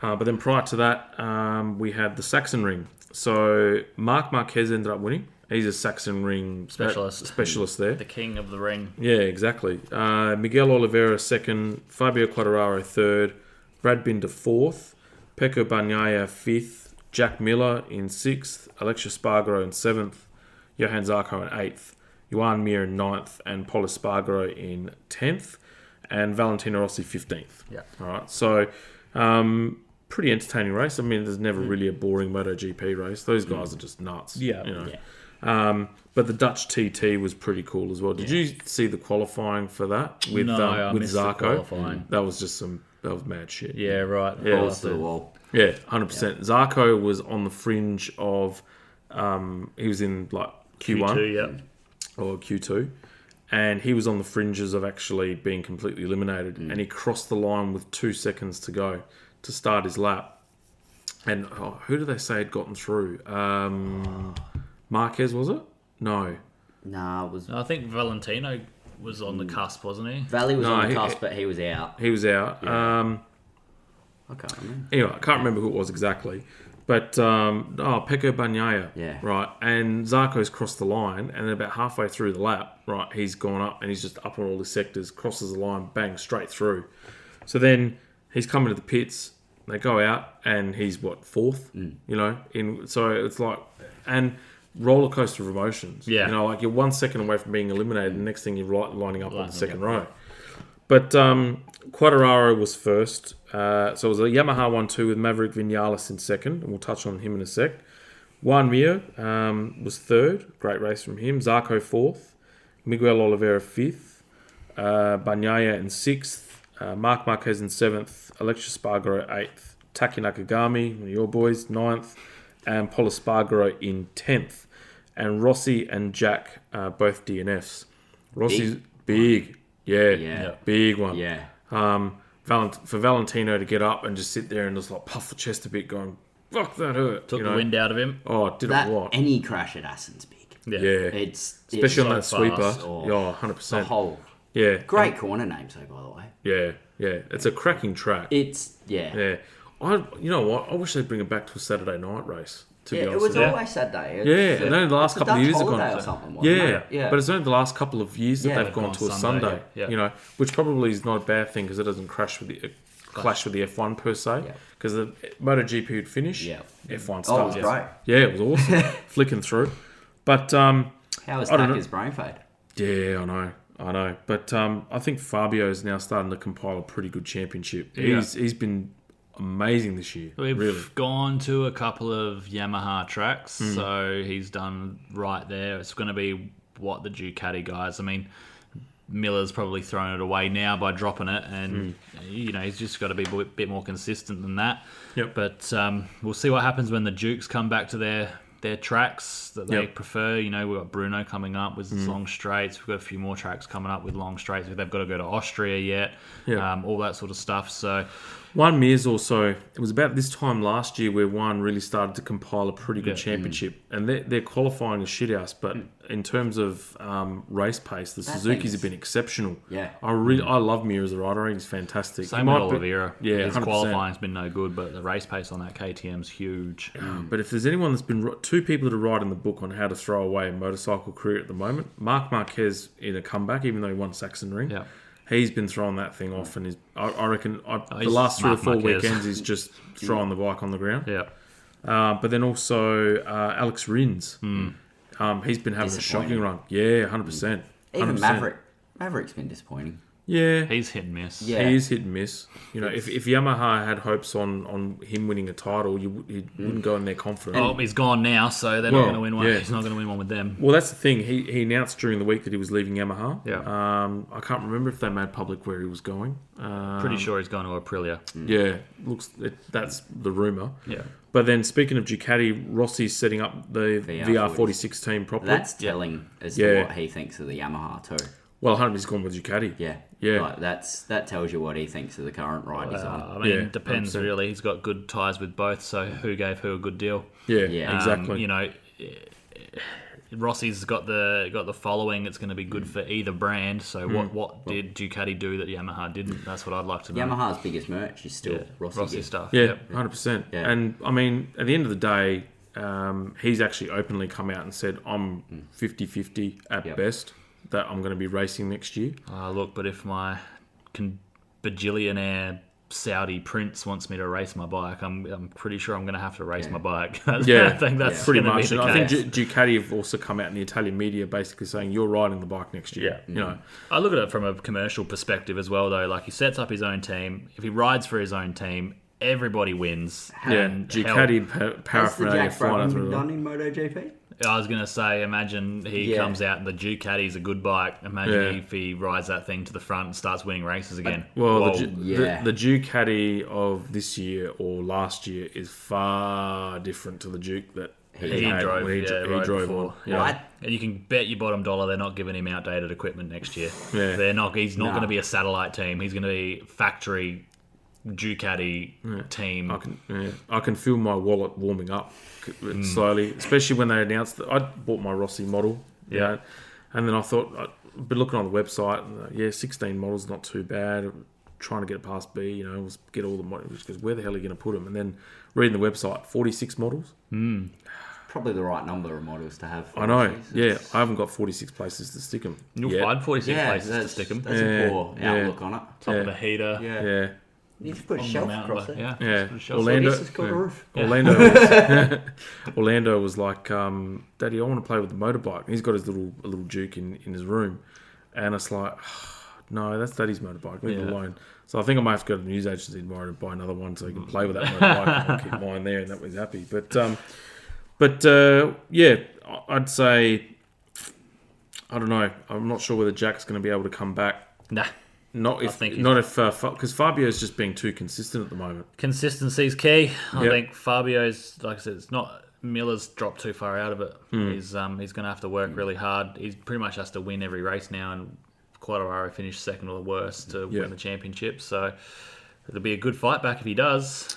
Well, I mean, he can do it. The potential's there to do it, and the bike's certainly good enough to do it. So we'll just have to wait and see. But he's starting to get the maturity too that he's always lacked. Yeah. You look how many times, even up to last year, just destroy a rear tyre, and this year he's actually worked out, hang on, I've got to look after it. So he's got the brain there. It's just a matter of if he can do it for however many rounds they got left. Yeah, exactly. How many races they have got left now? Maybe about halfway through 10. The season. Yeah. So still plenty of time, plenty of points. Plenty of times for Marquez to throw it down too. It's the wrong rider you want to have throw down. You want to have, if you're Miller, you want Quartararo to stuff. Yeah, 100%. He's capable of it. True. Anyone that watched him in Moto 3. Yeah, true, 100%. And I mean, he gave it away last year. So we had off to V8 Supercar land. We were in Darwin. And that was last weekend. And we had the Darwin Triple Crown.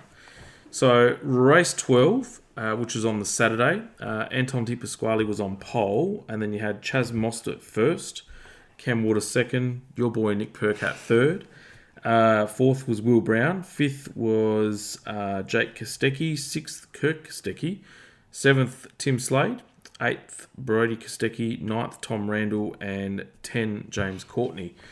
That race highlighted by two things: the wheel nut seizure for first corner pile up, and we'll touch on that in a sec because that KO'd Great Todd. move though. I buy SVG. I know. Top shelf. Yeah, he's been pulling out some rippers this year. My heart bled for Frosty though.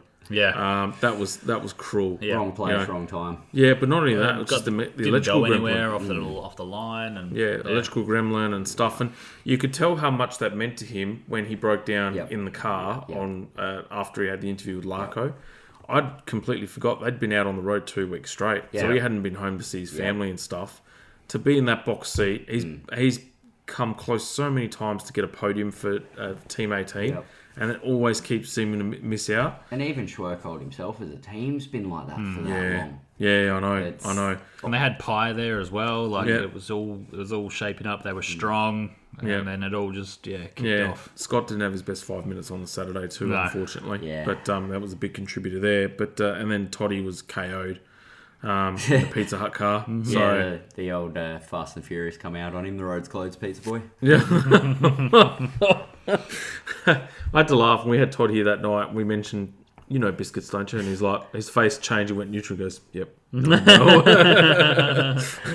So But then we had race 13, which was on the Sunday, and Will Davison ended up on pole. First pole in 6 years, if my memory serves me correct. And then, so Van Gisbergen was first, Will was second, Jamie Whincup third, Chaz Mostert fourth, Mark Winterbottom fifth, Di Pasquale was sixth, seventh was Cam Waters, eighth Will Brown, ninth Nick Percat, and 10th was James Courtney. And it was good to see Will get some pace. Yeah. It's funny how the Mustangs actually got pole all 3 days, but couldn't string a race together. Exactly. And then you had race 14, which was again pole, Will Davison. First SVG again. Second was Will Davison again. Third Jamie Whincup again. Fourth was Chaz Mostert. Fifth was James Courtney. Sixth your boy Nick Percat. Seventh was Mark Winterbottom. Eighth Cam Waters. Ninth Tim Slade, and 10th Will Brown. So they rocked a new soft compound tyre, which wasn't that soft. Wasn't that soft. Like it was soft for a lap. but then it held steady and they didn't get the wear out. Yeah. So I commend V8 Supercars for giving it a crack to try and liven up the racing and stuff, but it just didn't turn out to be the case. I didn't know whether Darwin was probably the track that you want to run on. Oh, they're normally a pretty high deg track, so you run your super soft there and create some strategy. I thought we were going to be in for a race like Eastern Creek a few years ago, last year even. So just never came, unfortunately. Yeah, unfortunately. But the first race out of the other two was a ripper. I mean, when you get the carnage like that, but then to get the wheel nut with SVG, the problem is that he has a bad day one day and then makes the most of it the next 2 days, and you haven't got the pace to capitalise on it. And he's just stretched his lead out again. Yeah, more than a round in front now, 200 and something points in front in the championship. It's I think like you're listening to an interview with Ryan Walkinshaw during the week, and they're sort of just hoping to be within a shot when it comes to Bathurst, and they've got to, they want to make him have to finish it, and at least then it keeps the pressure on till that last round. But 100%. We'll see what happens over the next. I think they are definitely racing at Townsville next week, so we'll see if Frosty goes well there. It's not necessarily been the best track for Triple Eight. So we'll see. Yeah, it's going to be the longer races that he has to have a shocker on, and these other guys have got to start to make some headway. Because if you're banking on Bathurst and SVG's had a mega run now at Bathurst, and Triple Eight never fielded a bad car there, you've got to be within sort of 100 points, right, to really make it interesting and really put the pressure on. And if you're going in there, exactly. At Bathurst, he's Murphy level. Yeah, 100%. When you think of what the races that he could have won and should have won prior to his first win last year, but since he's won there since then, that's what opened the floodgates up, and he's been unbeatable there since. Well, you look, he had it in the bag. What year was Techno. it? Techno. 2014. When the starter motor went. Yeah. He had that in the bag. Yeah, and the drive too was mega. Oh, but beyond mega, I think he dropped back to last at one point in it. Yeah. Like it's he's just been waiting for it to click. Yeah, it's funny because I collect all the Bathurst races on DVD through 7 Magic Moments of Motorsport, and I've just purchased the pre-order for 1994. And a lot of people were saying that they considered that to be the greatest Bathurst ever, right? And I'm thinking, shit, 2014's up there, the whole race changed when they stopped it for an hour, and that brought everyone back into play. But still, the amount of people that could have won and should have won that day, Dean being the big one, that was, for me, probably one of the best Bathursts ever as well. I actually, 1993, when it was Larry versus the Great Man. You're a few years older than me. I was It was barely walking. He just doesn't watch enough old school racing like that. You should. You educate yourself. That was actually, that whole Bathurst actually went through the whole race without a single safety car. Right. And, that was the last of the 308 wins as well. Because Larry was still building his own engine and they all went Chev. Yep, they went Chev from 94. Full credit to, what's your mate's name, his son? Jack.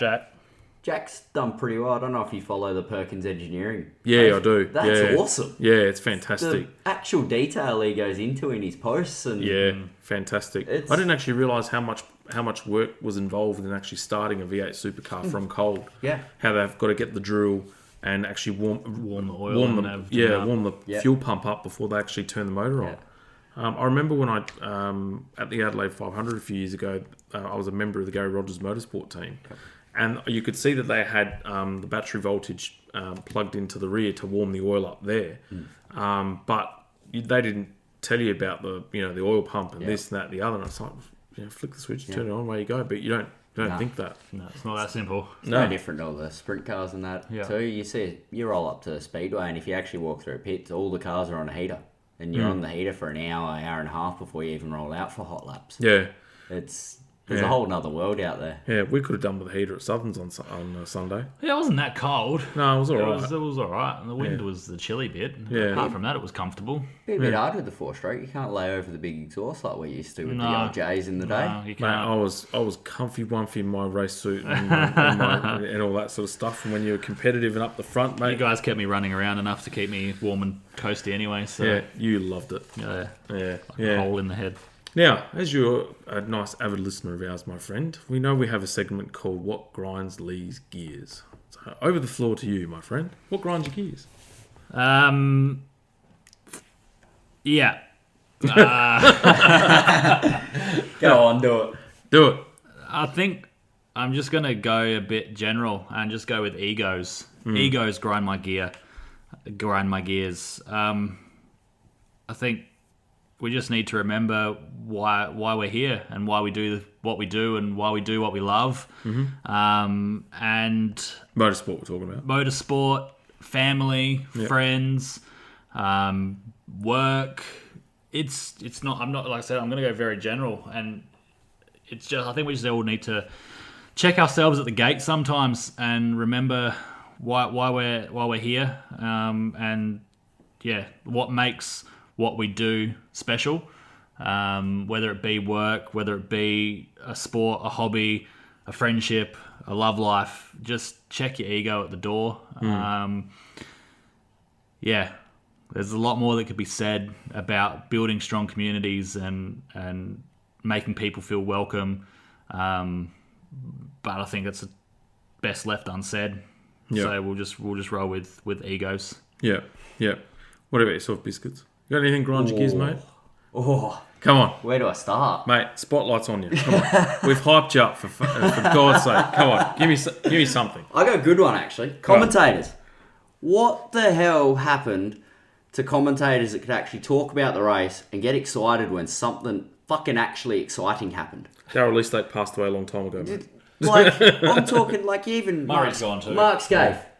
It's Hey, the fastest hey. corner in Australian Hey, motorsport. hey. I'm just, it's only because it's an easy target. Yeah, bastard. But you look, and even you watch the NASCARs, and that's probably the most informative coverage in the world of motorsport. Yep.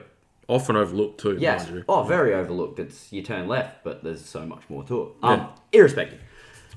What happened to the days where you actually had commentators that described what was going on instead of screaming about a guy that's gone around the corner half a tenth quicker? Yep. And F1's has really reached that point. It's almost stupid Yep. to watch at times where they're just overhyping the living shit out of everything. Yeah. Yeah. And, I mean, there's the old guy that's commentated on the World Touring Cars forever. And you listen to him and it's brilliant. I couldn't think of his bloody name, but you would have heard him a million times. Oh, through the Eurosport Yes, coverage? yes. Yeah. Keep going, it'll come to me. Yeah, but bring back guys like that. Bring us back the Murray Walkers that actually gave you coverage and then got excited about what goes on. Not John Watson. Is it John Watson? I know he did the British Touring Cars there for a fair chunk of time. It could be him. It could be him. Probably John Watson. Yeah. Yeah. But bring that back. Yeah. Yeah. What grinds your gears? What grinds my gears? I'm gonna. I don't know. I could go to a whole lot of places, mate. And you and I both know this. We've spoken about it a lot. Can I get the off popcorn air. first? Hey. Can I get the popcorn first? Look. Safety on go-kart tracks, where people jeopardise the safety of competitors by electing and enforcing to run incorrect compounds at on track conditions that warrant the right compound of tyre. So,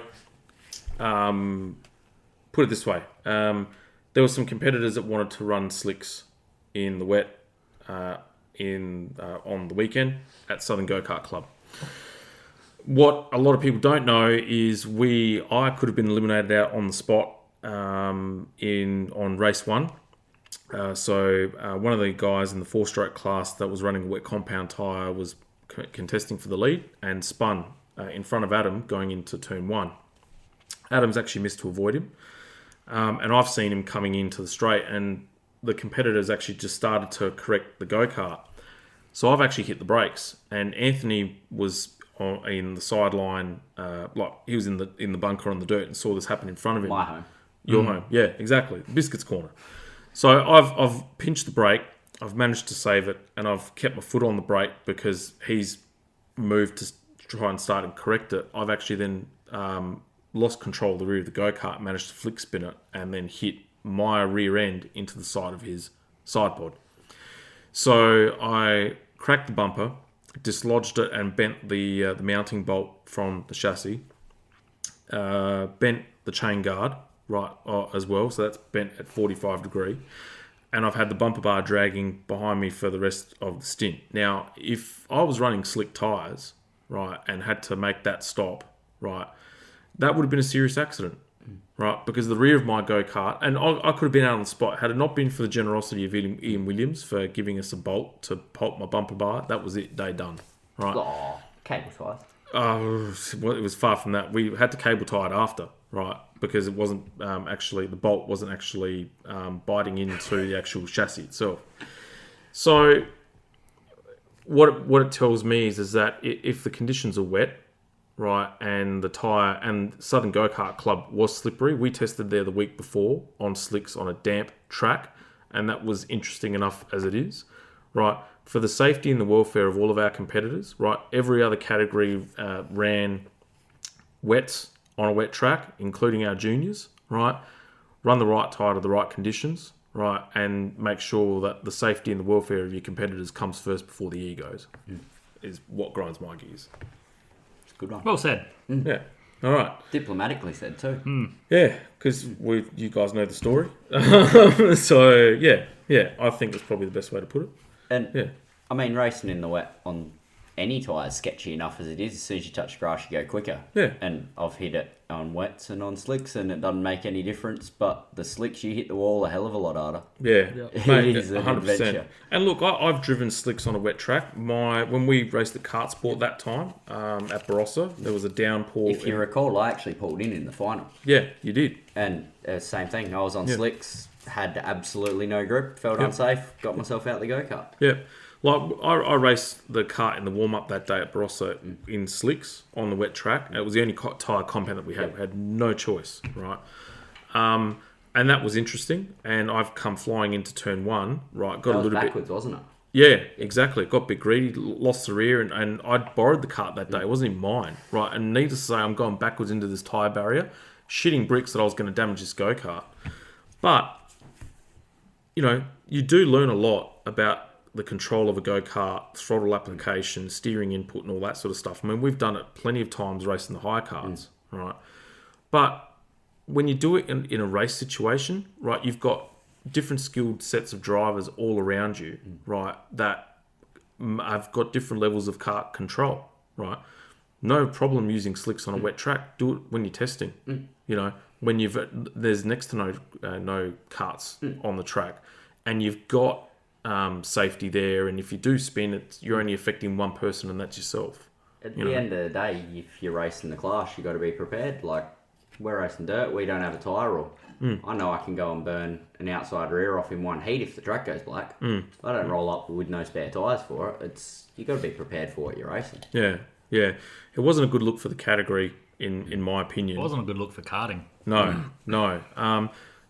I remember that I call them the founding fathers of four-stroke, when you've got guys like Tim Murphy and Duncan Gavin that they copped a lot of shit from the two-strokers in the early days to try and build credibility in the class, right? You know, when you're rolling out on incorrect tyre compounds on a wet track, right? Just because it's not a good look. No. You know, when you've got all the two-stroke community there, right? Do you want to become a laughingstock again? You know, so that's my thoughts on it. I've got no more. No, I've got no more to add. Nothing more. Nothing else? Nothing else. Saving yourself from any embarrassment? Not embarrassments. It's a time and place, and it needs to play out in where it needs to play out now. Yeah. 100%. Yeah, but not a bad podcast for the last one before we move on to the radio. I'm excited. I am excited. Good actually, change. Yeah, it should be good. I'm looking forward to going into a radio studio. And, not having to. The kids will miss having the play around with Uncle Lee. Yeah. Especially Orlando. Yeah. So we'll just have to do some other interview podcasts from home or something. Yeah, exactly. But Biscuits, pleasure, my friend. It's been nothing but love. Congrats to both of you two too. Dozo yoroshiku. Arigato gozaimashita. Look, being honest, when Lee told me he had a podcast going, I thought this could be dangerous. But you boys have done bloody well. Thanks, man. Yeah, it's quite bloody good to see you make it that far. Yeah. That's me using B words instead of F words. You've come a long way. Mature. Proud of you. Yeah, matured. Thank you very much for having me on. No, mate, been a pleasure. So, the next time we'll appear will be on the 18th of July, 7 p.m. On 87.6 FM, Radio Italia Uno. It will be English speaking. We are going to try and keep the same format. I think the show is going to go for between an hour and a half. So, yeah, we've got to be sharp. And, you can... pass on your musical influence to all the listeners out there, mate, because we get to pick songs. I don't know if they're ready for my musical influence. Mate, well, I got them playing Greta Van Fleet tonight on Australian radio. Can we load up first song, just 505? Yeah, I think so. Sure. Yeah. It's got to be. Yeah. It's got to be. Mate, pleasure. And, hopefully, we'll see you in a few weeks. Yeah. On air. Look forward to it. All right. Good night, guys. Ciao. See ya. Love this podcast? Support it and sponsor today. Simply head to AuscastNetwork.com for details.